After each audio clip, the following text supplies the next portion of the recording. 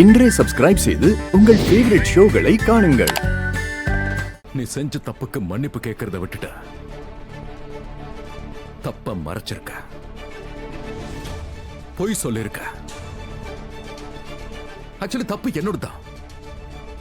நான் தான் உனக்கு உண்மையை சொல்ல கத்து கொடுக்கவே இல்லையே. உண்மையை சொல்றதுங்கிறது ஒரு பழக்கம் குஷி. அதுலயும் முக்கியமா பேரண்ட்ஸ் கிட்ட பசங்க பொய் சொல்லவே கூடாது.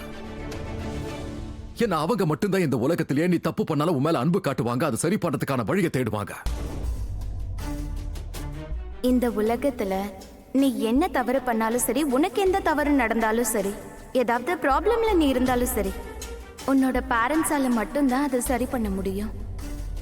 வேற யாராலையும் இல்ல. போதும், நிறுத்துங்கப்பா. நீங்க இப்போ இதை சொல்றீங்க, ஆனா ராதிகா ஆண்டி என்கிட்ட எப்பவோ சொல்லிட்டாங்க. அதே விஷயத்தை எல்லாரும் சொல்ல சொல்ல இரிட்டேட்டிங்கா இருக்கு. பேசாம அதை எழுதி கொடுங்க, நான் மனப்பாடம் பண்ணிக்கிறேன். உங்க எனர்ஜி டைம் எதுவும் வேஸ்ட் ஆகாம இருக்கும்ல.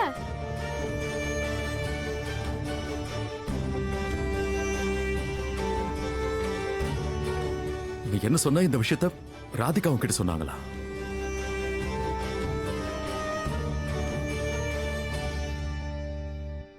ஆனா இந்த விஷயத்த ராதா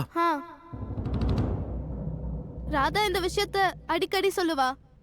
இது ரொம்ப காமனான விஷயம் தானே. இது ஒன்னும் ராக்கெட் சயின்ஸ் எல்லாம் கிடையாது, ஞாபகம் இல்லாம இருக்கிறதுக்கு. இன்ஃபேக்ட் எல்லா பெரியவங்களும் இதான் சொல்லுவாங்க, பொய் சொல்லக்கூடாது, பேரண்ட்ஸ் கிட்ட எதுவும் மறைக்க கூடாது. போதும், நிறுத்துங்க. எனக்கு ராதா சொல்றத கேட்க வேணாம், அந்த ஆன்ட்டி சொல்றதும் வேண்டாம்.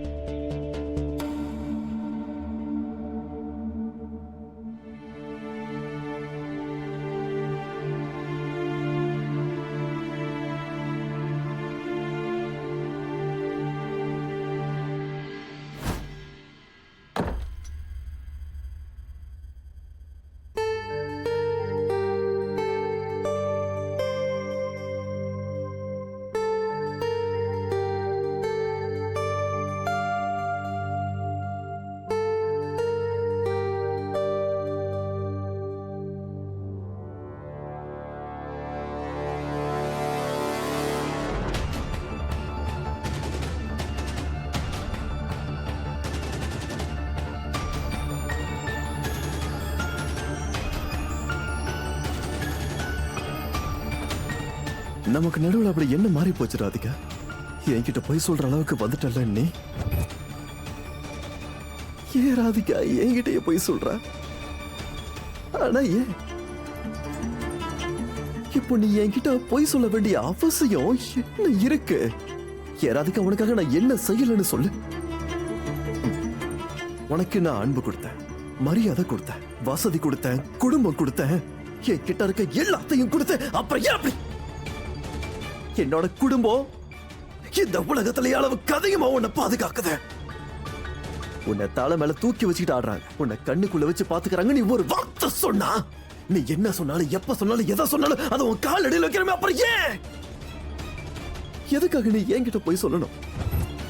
நான் உன்கிட்ட அப்படி என்ன கேட்டேன்? காதல் தானே, உன் பாசத்தை கேட்டேன், உன்கிட்ட இருந்து ஒரு துணையை தானே கேட்டேன், வேற என்ன கேட்டேன்?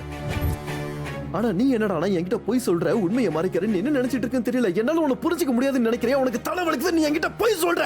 என் கண்ணுல நாங்க அந்த மாத்திரையை பார்த்தேன்.